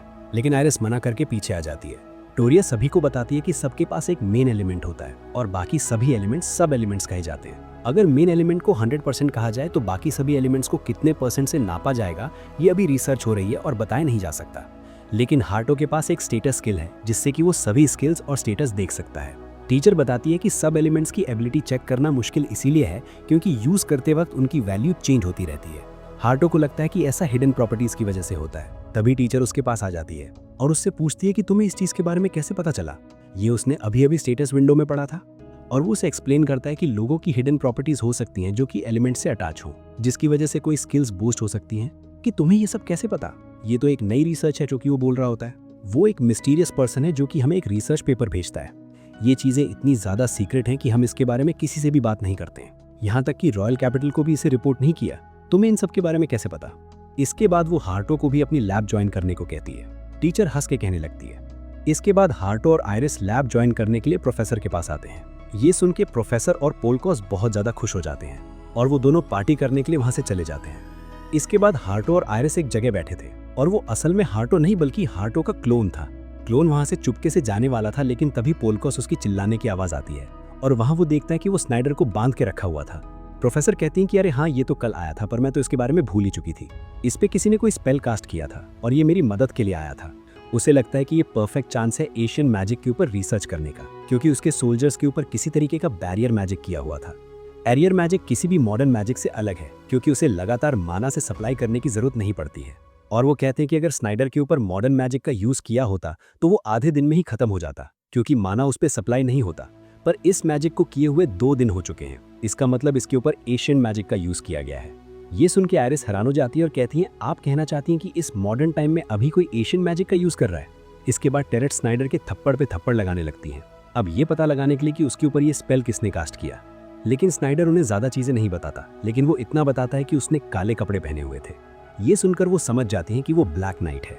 वो हार्टो से पूछती हैं, क्या तुम उस हीरो के बारे में कुछ जानते हो जो कि कुछ सालों पहले बॉर्डर के आसपास अपीयर हुआ था? हार्टो कहता है कि नहीं, जिसके बाद टेरेट कहती है कि वो हमेशा से बॉर्डर के आसपास ही रहता है, लेकिन जब से हार्टो यहाँ आया है वो यहाँ भी दिखाई देने लग गया है। इसके बाद वो हार्टो को पकड़ लेती है और कहने लगते हैं कि तुम मुझसे क्या छुपा रहे हो? क्या तुम्हारे पास एशियन मैजिक है? अगर है तो मुझे सिखाओ। लेकिन तभी वहाँ असली हार्टो ब्लैक नाइट के रूम में पहुंच जाता है। वो कहता है कि उसका हार्टो के साथ कोई लेना देना नहीं है और वो बस कैपिटल में बुराई का खात्मा करने के लिए आया है। टेरेट उससे मिलकर बहुत एक्साइटेड हो जाती है और उसे लगता है कि उसने स्नाइडर को इसीलिए पनिश किया क्योंकि वो एक अजीब से कल्ट का पार्ट है। पर हार्टो को ये सुन के हैरानी होती है कि ऐसी ऑर्गेनाइजेशन सच में एग्जिस्ट करती है, तो वो एक्टिंग करने लगता है कि उसे ये सब चीजें पहले से ही पता थी और वो स्नाइडर से कहता है कि तुम हार्टो के साथ अपनी ड्यूल फाइट को कैंसिल कर दो और मैं तुम्हें कल सुबह तक फ्री कर दूंगा। ना चाहते हुए भी स्नाइडर मान जाता है और हार्टो वहां से जाने ही वाला होता है। फिर टेरेट उसे पकड़ लेती है। टेरेट कहती है कि मैं तुम्हें तब तक नहीं जाने दूंगी जब तक कि तुम मेरे 71 क्वेश्चंस का जवाब नहीं देते। लेकिन हार्टो आसानी से उस मैजिक से निकल जाता है और उल्टा टेरेट को ही बैरियर मैजिक में पकड़ लेता है। पोलकोस टेरेट को उससे माफी मांगने को कहता है, लेकिन वो उसके मैजिक में बहुत ज्यादा इंटरेस्टेड थी। लेकिन तभी अचानक से उसे सुसु लग जाती है और वो उसे विनती करने लगती कि वो उसको फ्री कर दे और साथ ही प्रॉमिस करती कि वो उसे दोबारा परेशान नहीं करेगी। इसके बाद उन सबकी वेलकम पार्टी जारी रहती है। वो उन सभी को अल्कोहल देती है जिसकी वजह से आरिस को नशा आ जाता है। वो हार्टो को भी पिलाना चाहती थी, लेकिन उसका कप भरने के बाद वो खुद उसे पी लेती है। इसके बाद अचानक से वो उसका शुक्रिया अदा करने लगती है क्योंकि वो उसका दोस्त बना और उसके साथ ये लैब ज्वाइन की, और उसके बाद वो सो भी जाती है। टेरेट को भी अब छड़ चुकी है और वो हार्टो से पूछती है क्या वो जानता है कि एशियन मैजिक में आरिस क्यों इंटरेस्टेड है, लेकिन क्लोन कहता है कि नहीं। टेरेट कहती है कि असेसमेंट के दौरान पता चला कि इसके पास बहुत सारे एलिमेंट हैं, ये होना काफी ज्यादा रेयर है। और इसका लेवल सिर्फ 5 है। शायद तभी ये एशियन मैजिक के बारे में जानना चाहती है। उसे लगता है कि शायद एशियन मैजिक में कोई तरीका मिल जाए उसका लेवल बढ़ाने का, क्योंकि कहा जाता है कि उस समय के लोगों का लेवल मैक्सिमम 100 हुआ करता था। वहीं दूसरी तरफ स्नाइडर का दिमाग घुमा हुआ है, क्योंकि उसे मजबूर किया गया था ड्यूल फाइट कैंसिल करने को, जिसकी वजह से उसकी स्कूल में बहुत ज्यादा बेइज्जती होने वाली है। उसके फादर ने cult of Lucifer join किया था ताकि वो करंट किंग को ओवरथ्रो करके खुद किंग बन जाए। इस हिसाब से स्नाइडर नेक्स्ट किंग बनेगा। वो हार्टो को अपनी रेपुटेशन को नीचे गिरने नहीं दे सकता है, तो वो कुछ असैसिन्स को बुला के उन्हें हार्टो और उनके दोस्तों को मारने का ऑर्डर देता है। पर हम देखते हैं कि इस पर कोई नजर रख रहा है। तभी असैसिन्स लैब की तरफ बढ़ने लगते हैं और उन्हें पता है कि सभी लोग अभी सो रहे हैं। वो टोटल 20 एलाइट असैसिन्स लेके आए थे, तो उन्हें यकीन था कि ये मिशन सक्सेसफुल होगा। लेकिन जब वो लैब की तरफ बढ़ते जा रहे थे, वो एक इनविजिबल बैरियर से टकरा जाते हैं। वो बिल्डिंग के चारों तरफ जाते हैं। उन्हें पता लगता है कि वो बिल्डिंग बैरियर से घिरी हुई है। एक असैसिन उसे चाकू से तोड़ने की कोशिश करता है, लेकिन उसे कुछ भी नहीं होता है। तभी उनके पास एक दरवाजा आ जाता है। तब एक बंदा उस दरवाजे को हल्का सा खोलता है। आर्टो उसे अंदर खींच लेता है। उनका कैप्टन उस डोर को डिस्ट्रॉय करने का ऑर्डर देता है, लेकिन उनके सारे अटैक्स डोर अब्जॉर्व कर देता है। इसके बाद वहाँ बहुत सारे दरवाजे आ जाते हैं और एक एक करके सभी असैसिन्स वहाँ से गायब होने लगते हैं। तभी वहाँ आर्टो आता है और कैप्टन उसके ऊपर हमला करने की कोशिश करता है, पर वो आर्टो के बैरियर से एक ही जगह जकड़ जाता है। इसके बाद आर्टो सभी असैसिन्स को स्नाइडर के पास लेके जाता है और पूछता है कि इन्हें तुम्हें ऑर्डर दिए थे ना। स्नाइडर कहता है कि वो इन सबको नहीं जानता है, तो हार्टो रिकॉर्डिंग शो करता है जब वो उन्हें ऑर्डर दे रहा था। स्नाइडर कहता है कि एक ऐसा स्पेल है जिसमें मैं पास देख सकता हूँ। इसके बाद हार्टो फिर से उसे पनिश करने वाला था, लेकिन उसी वक्त स्नाइडर अपने अंदर कुछ इंजेक्ट कर देता है, जिसकी वजह से वो एक मॉन्स्टर में बदल जाता है और हार्टो को एक ही मुक्के में मेंशन के बाहर फेंक देता है। तभी हार्टो को चार्लेट का कॉल आता है। वो कहती है कि उसने सेंस किया था कि हार्टो कुछ कर रहा है। हार्टो कहता है कि वो अभी एक मिस्टीरियस मॉन्स्टर से लड़ रहा है, जिसे कि किसी ऑर्गेनाइजेशन ने एक्सपेरिमेंट करके ह्यूमन से मॉन्स्टर बनाया है। चार्लेट उसके लिए बुरा लगता है और वो हार्टो को उसे बचाने को कहती है। हार्टो भी सोचता है अब तो चार्लेट के लिए करना ही पड़ेगा। इसके बाद हार्टो उसके सभी अटैक्स को डॉज करने लगता है और जब हार्टो उस पर हमला करता है, वो मॉन्स्टर उसे ही दबा देता है। हार्टो अपने बैरियर मैजिक से खुद को बचा लेता है और उसके हाथों को एक ही जगह जकड़ लेता है, लेकिन वो खुद को फ्री करने के चक्कर में अपने हाथों को उखाड़ देता है और उसके दोनों हाथ इंस्टेंट रीजनरेट हो जाते हैं। आर्टो को समझ में नहीं आ रहा था कि वो क्या करे, लेकिन चार्लेट उसे बताती है कि जब उसने अपने दोनों हाथों को दोबारा उगाया, उसका साइज छोटा हो गया। तो हार्टो को लगता है कि वो इस बड़े से शरीर को काट के स्नाइडर को अपने पुराने रूप में वापस ला सकता है। तो हार्टो एक नई टेक्निक का यूज करता है और वो आसमान में बहुत सारी तलवारें बना देता है। चार्लेट ये सब देख के बहुत ज्यादा एक्साइटेड होती है, जिसके बाद हार्टो स्नाइडर पे अपनी सारी तलवारों से हमला कर देता है, जिससे उसका बड़ा सा शरीर धीरे धीरे सब कुछ फीका पड़ने लगता है और स्नाइडर अपने असली कमरे में वापस आ जाता है। आर्टो उससे बात करने ही वाला होता है, लेकिन स्नाइडर बिना कुछ कहे वहां से तुरंत भाग जाता है। क्लोन हवा में उड़ता हुआ सोचता है कि पार्टी सच में काफी मजेदार थी। आर्टो उसे चिढ़ाते हुए कहता है कि लगता है अब उसे इन सब चीजों में सच में मजा आने लगा है। इस पर क्लोन जवाब देता है कि ये जिंदगी उनकी पुरानी जिंदगी से कहीं बेहतर है। आर्टो भी उसकी बात से सहमत हो जाता है, क्योंकि अब तक जिन लोगों से वे मिले हैं सभी काफी अच्छे निकले हैं। अगले दिन हम फ्ले और लीजा को देखते हैं, जो कैपिटल में इंफॉर्मेशन इकट्ठा कर रहे होते हैं। तभी उन्हें कुछ ठरकी लड़के मिलते हैं जो ये कहकर उनकी मदद करने का नाटक करते हैं। वे दोनों को एक सुनसान इलाके में ले जाते हैं, लेकिन वहां पहुंचते ही फ्ले और लीजा उन तीनों की जम के कुटाई कर देती हैं और उनसे जरूरी जानकारी निकलवा लेती हैं। इसके बाद फ्ले, लीजा और चार्लेट एक मीटिंग में मिलते हैं, जहां वे अब तक जो पता चला होता है सब कुछ शेयर करते हैं। चार्लेट बताती है कि किंग और क्वीन के बीच भारी टकराव चल रहा है और एरिस्टोक्रेट्स की हालत भी बिल्कुल वैसी ही है। उसे लगता है कि पूरा किंगडम खतरे में है। हालांकि लीजा को अभी भी इस बात पर पूरा भरोसा नहीं होता। तभी जॉनी उसे हार्टो की पिछली रात की लड़ाई की याद दिलाता है। इसके बाद वे हार्टो की फाइट का वीडियो देखते हैं और जॉनी हैरानी से कहता है कि ये तो सच में कमाल का है। आर्लेट को शक होता है कि स्नाइडर जरूर किसी एविल ऑर्गेनाइजेशन का हिस्सा है। इसके बाद सभी लोग अकेडमी को इन्फिल्ट्रेट करने का प्लान बनाते हैं, ताकि अंदर से सारी सच्चाई को बाहर लाया जा सके। इस बात पे सभी लोग सहमत हो जाते हैं। उधर हार्टो ये सब कुछ देख रहा होता है, लेकिन उसे यकीन ही नहीं होता कि ये लोग आखिर कर क्या रहे हैं। उसे याद आता है कि प्रोफेसर ने उसे गव ऑर्गेनाइजेशन के बारे में बताया था और उसे शक होने लगता है कि इसके पीछे भी उसकी माँ का ही हाथ हो सकता है। इसके बाद हार्टो हर चीज पे नजर रखना शुरू कर देता है, ताकि उसकी शांति भरी जिंदगी को कोई और डिस्टर्ब ना कर सके। और दोस्तों, इसी के साथ हमारा सीजन 1